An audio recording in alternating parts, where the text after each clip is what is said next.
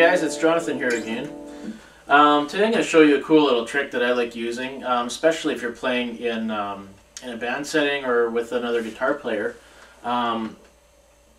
Unfortunately, you see a lot of times you'll have two guitar players up there and they're playing exactly the same thing, right? Everyone's playing the G, C, D open chords, right?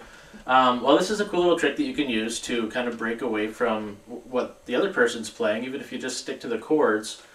And by playing something a little bit higher up the fretboard and just using the top three or four strings, you really change the frequency of what it is that you're playing, and it separates from what they're playing, thus creating a nice blend instead of a big muddy kind of, G, C, D kind of thing, right? So what we're going to do is we're going to take the open D chord formation, which you should know by now, and just briefly to explain, with an open D, the root note is on the fourth string, right? So if we kind of mute the fourth string, then the root becomes on the B string, right? This is where the D is in that.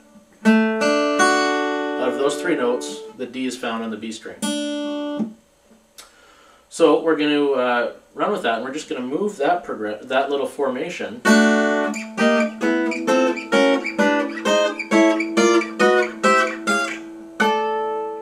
Alright, so we've got our open D. Now, remember we're muting the fourth string, so we're only playing strings 1, 2, and 3. If you move it up one fret, that gives you a D sharp. Another fret is E, compared to an open E, right? It's the same thing.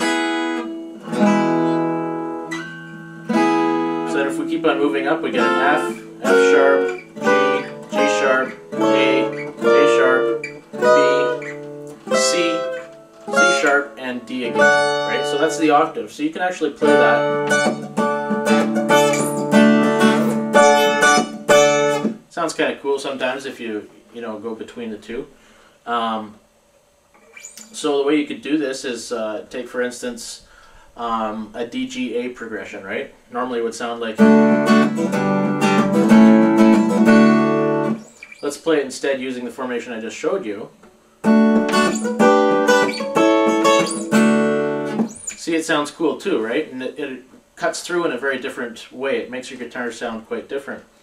So that's those are major chords right there, what I just showed you. Let's look at some minor ones. Now hopefully you know this is a D minor chord, right? It's basically the same thing as your D open chord, but you're moving the finger on the one string, on the E string, down to the F. So let's take that again. The root note is on the B. This is our D right here. So that note is the one that tells us what the chord is, and it's a minor position. So then that's D sharp minor. If that's D minor, this is D sharp minor, E minor. Now compare this E minor to an open E minor, right? It's a nice different way to play it, but you're getting the same chord. So then in the same way we can just move all the way up. So that's F minor, F sharp minor, G minor, G sharp minor, A minor, A sharp minor, B minor, C sharp minor, and back to our D minor again. Right? So you can interchange these too if you want. Of course, well, in the progression that we just did, the very simple one, D-G-A, we could just throw in an E minor in there.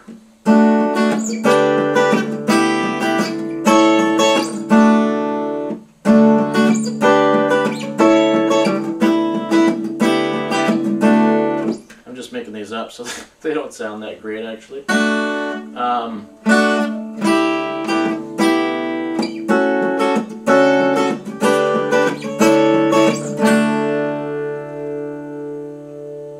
Now, you heard there I was kind of letting the D kind of ring out a little bit.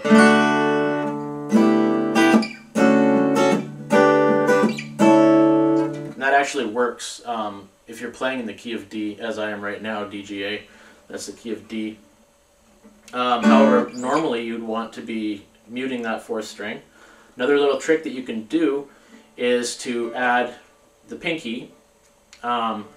If this here is our root note, that's D, right? So let's look at the G chord instead. Up here, what we're going to do is we're going to add the pinky finger on the fourth string at the 9th fret.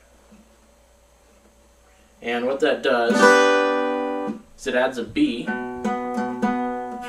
to our G chord.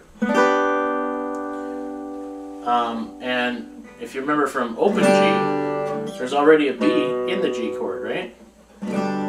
It's a third of the G root note.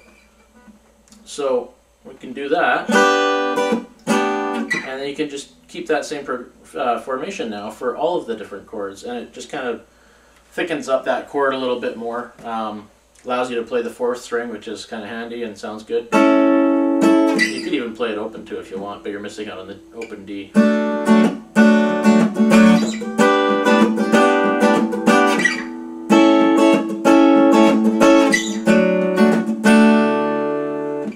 Right? So I hope that gives you something to play with.